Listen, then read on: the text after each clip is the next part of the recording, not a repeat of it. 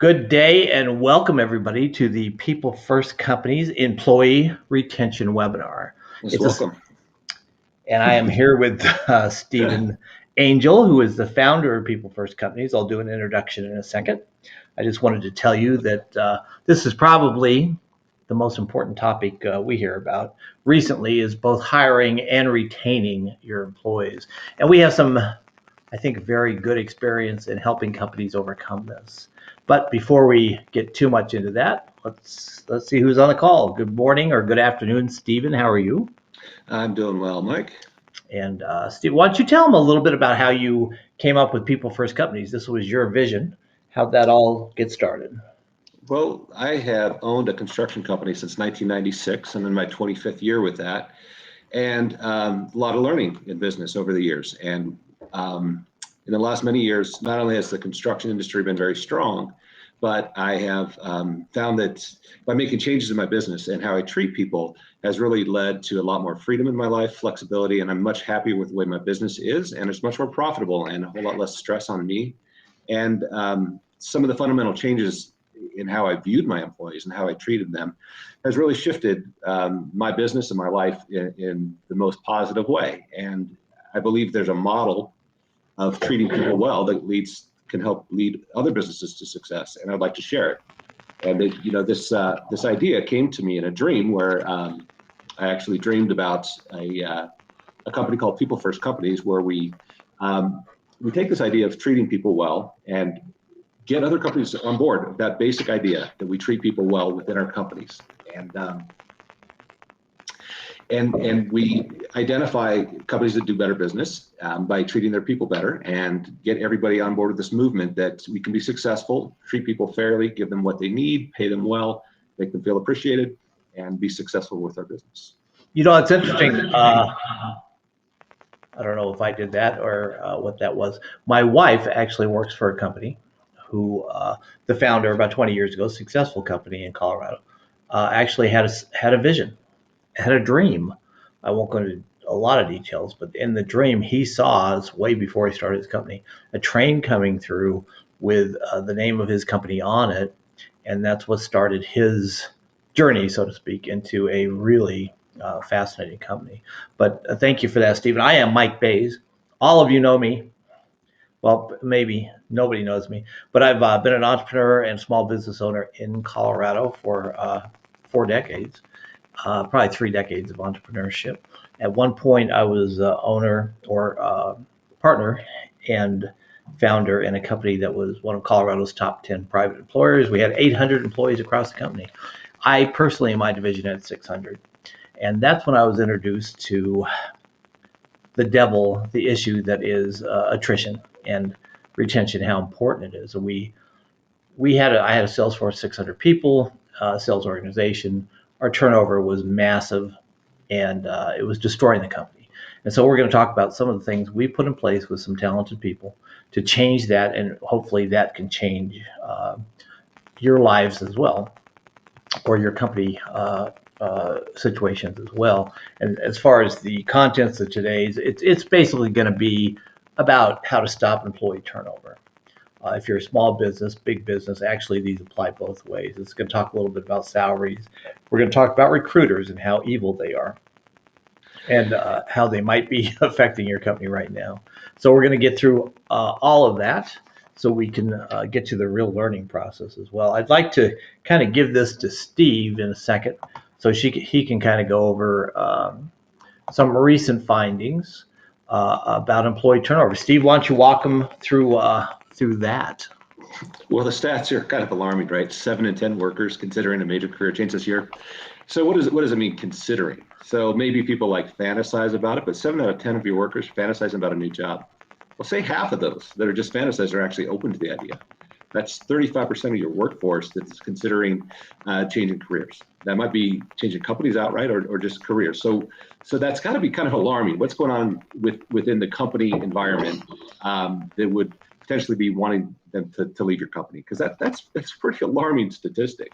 And the most effective strategy for having good help is once you have them is to retain them. hiring right now is much harder than keeping the employees you have. So really digging into the reasons they're dissatisfied and understanding that, and developing the company to figure out what the employees really want, and then working with your people and figuring out how to keep them. So you keep your workers happy, less turnover, everybody wins. And great points. Also, if you think about it, with that many people, that high a percentage of your employees may be considering moving on. The ones that do not are still apparently not particularly thrilled with their job.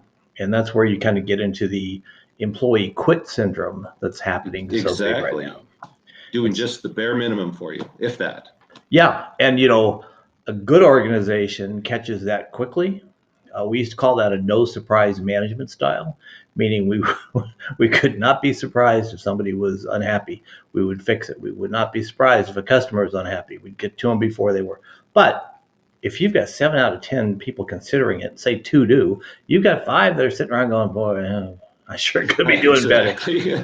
So Fantasizing about the better job. absolutely, whether it exists or not, we'll get into that too. So also, I wanted to talk a little bit about just the hiring and retaining employees being the top challenge for small businesses. And really, what that means is retaining employees is your top challenge, because generally you don't have to hire if you're retaining unless you're in a growth mode. But here's kind of the way I look at this. And I've said this to business owners many times, which is very simply, it's like running a company is a lot like running an NFL team. If some of you remember back in the 90s, I think the Dallas Cowboys went and won 2 Super Bowls, absolutely dominated the NFL, dominated it. They did it with a coach from Oklahoma, college coach named Barry Switzer. Barry's in the Hall of Fame now. Now, all due respect to Barry Switzer, but Stephen, you could have taken the Dallas Cowboys and won those Super Bowls. I could have. Anybody on this call could have won it, in my opinion, because their talent was enormous. They were just so much better. And that's what you want in your company. Your company is as good as the people. And Stephen, you know this. You've got great people and you treat them well. Your company is just as good. You'll win championships with championship players. But if you are constantly turning over, if your quarterback is leaving for free agency, if your best safety, if your best players are leaving you, you will be in a constant struggle that will wear you down. So the challenge here in recruiting is really generally in retaining. At least that's the way I've seen it. And so that's what we're going to be talking about. Actually, Stephen, you were going to take them a little bit through the huge costs and disadvantages. We could go over this by point, but I think there's a general understanding that all these points about employee attrition, the hidden costs of hiring, they're astronomical. Larger companies, have training systems in place, and really probably the smaller businesses are the ones that are going to suffer the most from employee attrition, where an owner's working with, say, 5 or 6 different people, and somebody leaves. Well, the owner has to stop what they're doing. They have to do the training and all the learning curve, and the owner is taken away from the business of making money for the business. So I think attrition could really hurt the small business person and be more visible, perhaps. But sometimes I don't even think small businesses see the cost of taking away from the owners, taking away from the duties that they're supposed to be focusing on, and actually just doing the hands-on. And it's very, very stressful. I can imagine, if 2 of my top employees quit right now and just say gave me 2 weeks notice, I would be under a lot of stress and duress to try to last second replace these people, because I don't have these people know, and they're in the know. And that's why I treat them so well, so they feel like part of the company. And they're not just going to up and abandon me, because I treat them like family, as if they are essential. And to a certain degree, they are essential. And they know it. And I share it with them. So we can go over the points of the cost, but the costs are huge. For the larger companies, you have to have, systems in place to constantly be working the new training. And on the smaller level, man, it costs everybody to turn over people. It just costs a lot. Absolutely. And, we probably want to talk a little bit about that. Goes right to what the top employee satisfaction factors are. Right. And this is kind of surprising, though. So I would say, just think about this. Maybe grab a sheet of paper and just write down the top 3 reasons or 3 things that you think satisfy employees. Just like take a minute and just be like, what are the top 3 things that are most important to employees? And just think about it and write it down. There's the beeper. All right. So what comes to mind, Mike? What comes to mind right off the top of your head? If I was asking a bunch of my clients, I think the first thing they say is how they're paid, compensation, salary, hourly, compensation. I think benefits would come. Right. Isn't that the classic, like benefits and compensation and Yep. vacation days, right? Right. Those are the top. That's what I always hear Yep. from the employer necessarily. But I bet that's not exactly what we're going to see in the research.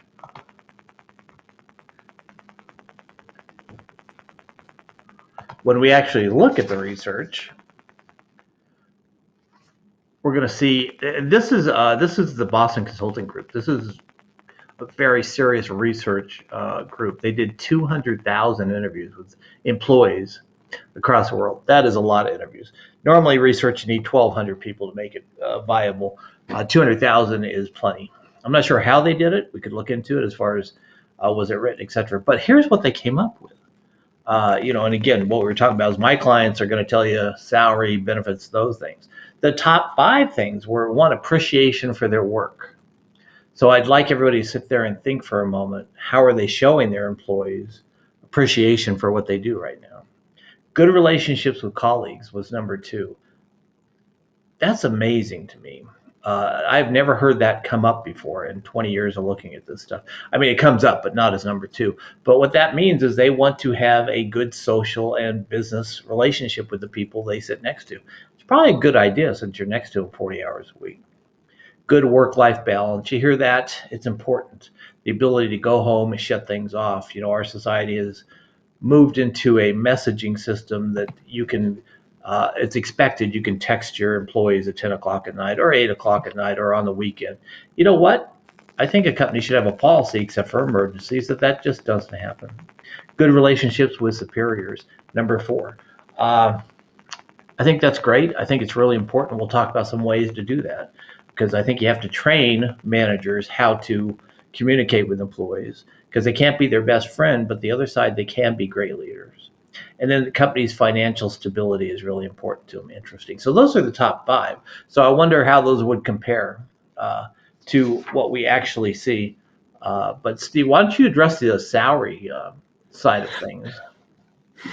Well, we're going to change slides here. Yeah. Basically, salaries are only going to be an issue if you don't pay your people enough. If you're taking care of your people, money's not an issue. And actually, good health, they expect good pay. And if you're not doing that, well, you got a whole host of problems that are going to come from that, including massive amount of turnover. And if you're paying your people well, they don't really care what you do. But if say you have a small company and you're off taking 5-6 vacations a year, posting all these great vacation photos of how great your life is, and they see it out there and know what you're doing, and you're barely paying them enough to get by, well, you're going to get some level of resentment in that.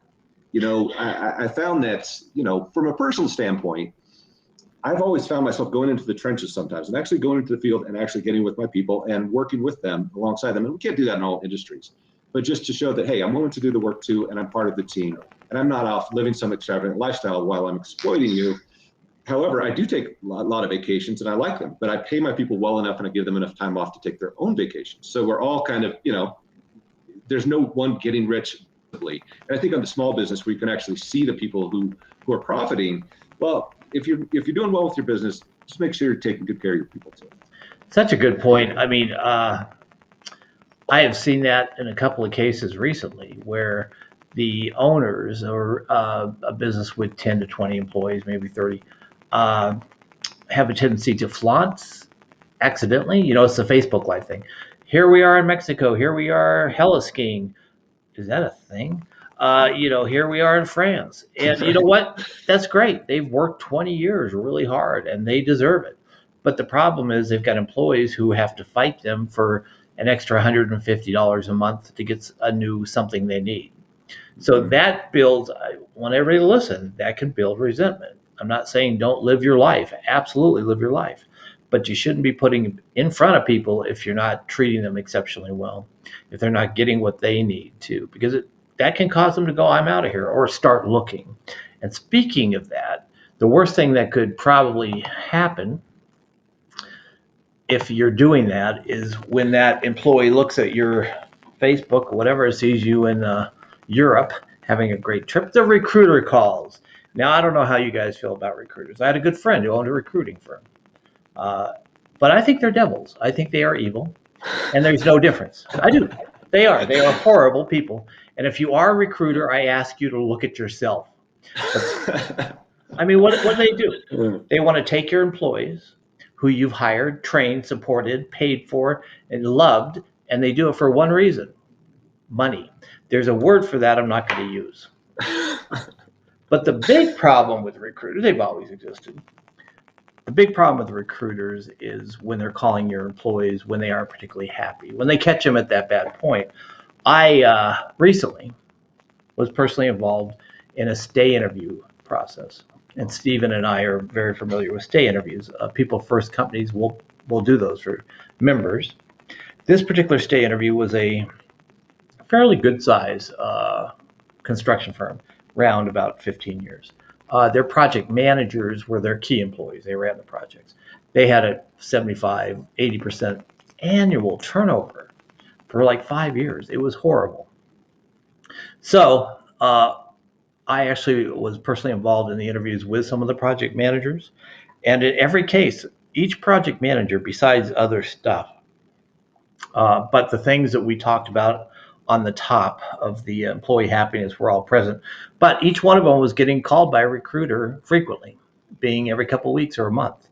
And when that recruiter called, they weren't exactly telling them they're with the best company in the world, obviously.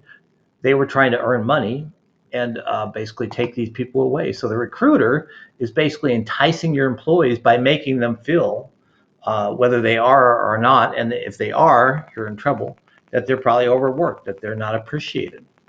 And look at this slide, Mike. These top 5 reasons. These recruiters know fundamentally why employees are unhappy. You're not appreciated. Number 2, they know that. And number 1 on what employees want is to be appreciated. So headhunters really know what is fundamentally bothering the employees, but the employer doesn't necessarily know what reasons employees are dissatisfied. But the ones who want to take your employees away from you, they're acutely aware of the reasons they're dissatisfied. Not only the appreciation factor, but the work-life balance too. That's way up on what employees really want. And if recruiters know that, people want a balanced life, and they go right after your people if you're not giving them these things. So beware. Yeah, those are really great points. And so the question is, what do we or you as an employer or a leader do about those things, right?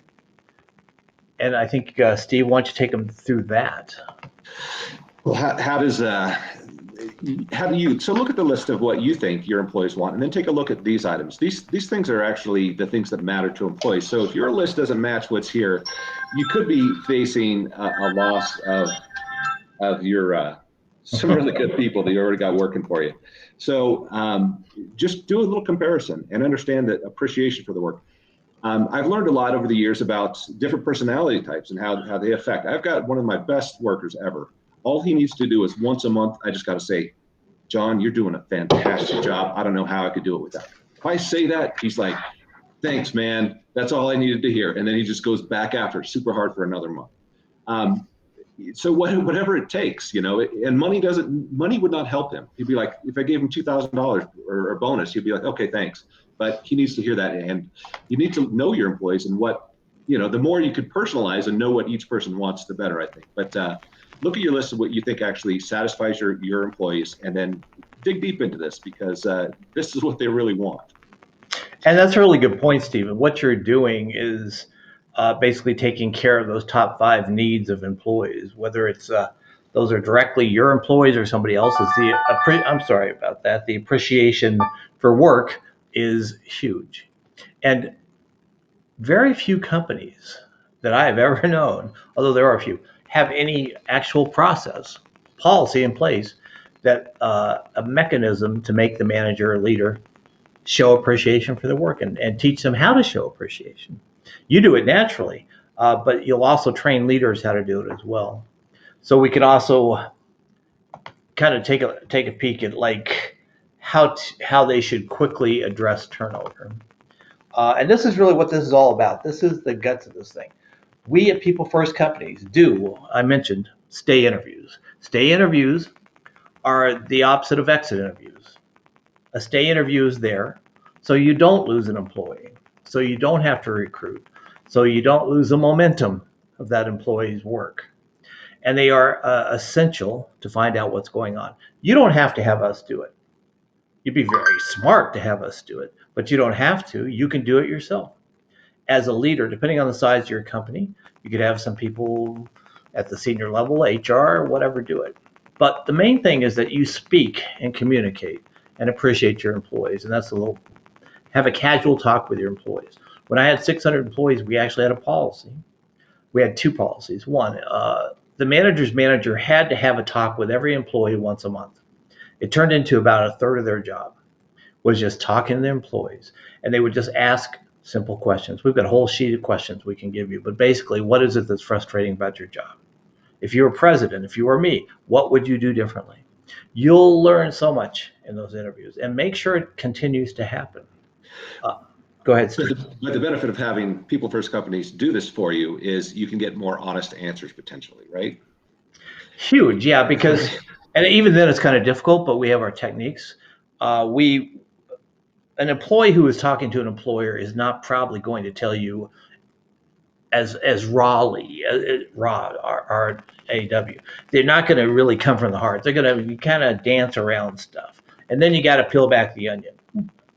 But a third party, which is anonymous, and when we do third party, depending on the client, we try to be anonymous. We are going to say we are anonymous, but we will also tell them, look, if there's only 6 of you, if they really want to try to discern who's who, you know, they probably could, but we are not going to tell them who you are. We're not going to tell them where you are, your position.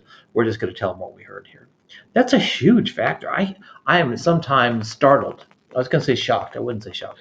Startled at what an employee will tell us about the management of their company, how disgruntled they are, or how whatever it is, things that the senior management generally doesn't want to hear. So yeah, that third party is worth its weight in gold.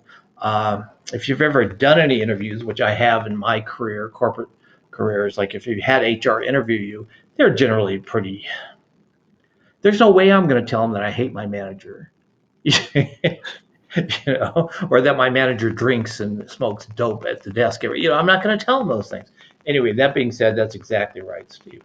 And then, once you accumulate this information, what we do in a stay interview, let's say we've talked to 20 employees, then we match them spreadsheet metrics on what the top problems are and what the positives are. And then we do an action plan, and that's what everybody on this call should do, an action plan to communicate. How do they make that happen? I'm going to tell you a quick, really a system we used when I had 600 employees. We actually did a communication system from corporate. We sent, every manager branch out there had blank postcards. And the postcard came back to us. And on the postcard, you didn't put your name, you didn't put anything, you just checked some boxes. How happy are you? What's happening in your life? What do you want to communicate to us? No name. There was no way we knew who it was. We did know the branch it came from, but they would send those in and we would track those to see how many were received. They would send those in from the branches. Say a branch had 24, we expected to get at least 20 a month. And on that, we would get an enormous amount of information. You could tell in 1 month how happy or sad people were. Just by the check boxes and the things they said. Now, their incentive to send it in is, well, we gave them $500 to $1,000, not the person, but one person each month, got a reward. So they were rewarded, or a prize. They were rewarded for doing it. Huge communication system, and honestly, it keeps your management pretty honest too. So there are also systems you can put in place too. Most important thing is that you or a third party communicate and find out right now. 7 out of 10 of your employees may be contemplating leaving right now, today. Next week, you could get a resignation from a key employee or two. By the way, I'm going on. Resignations have a tendency to come in groups. Not Oh, sure yeah. if you've noticed that. Oh yeah, they do. So when there's reason for that, once you get that first one, you can expect maybe 2 or 3 more or 10 more. So you've got to be careful. I do want to tell you one other story about recruiters. When I had that company with 600 employees and 29 branches, I was having a massive turnover problem towards the end of that company. And when I went out, I started to talk to my branch managers. All of those guys were getting, and women were getting approached by recruiters and offered seriously $30,000 and $40,000 more, and they were leaving. And I don't blame them. And it was, if we'd found that out 6 months ahead of that, instead of building new branches, we would have been a far stronger, more profitable company. So stay interviews are huge, Steve. I can't tell you how important they are. And I also want to let you all know that we're winding down here, but if you want to, you can actually print this presentation, because I'm sure all of you want to give it to your managers by clicking there. If that doesn't work for you, just send us an email. Our phone number is on that screen, but you can also find that at our website, which is peoplefirstcompanies.net, like catchingfish.com, peoplefirstcompanies.net. We encourage you to go there right now. I'm not sure what month you'll be watching this, but there are some promotions happening which will pop up right on your screen when you show up if you want to join as a member. There are huge member benefits, including job boards, discounts on stay interviews, and all of that. We'd love to see you join the People First movement. And I'm going to see if Steve has anything to say towards the end here. No, thanks for your time. Thanks for listening. And you've got to keep the good help you have. If you want to keep your profit machine going and have happy employees, retain them. It's the best thing you can do for yourself and your business. Absolutely, huge. And by the way, Stephen and I will be doing kind of casual talks, which you can see on our website, just on different 5-minute topics. So take a look for that too. We appreciate you all joining us. Give us any feedback you can. Go to the website, email us, and thanks very much.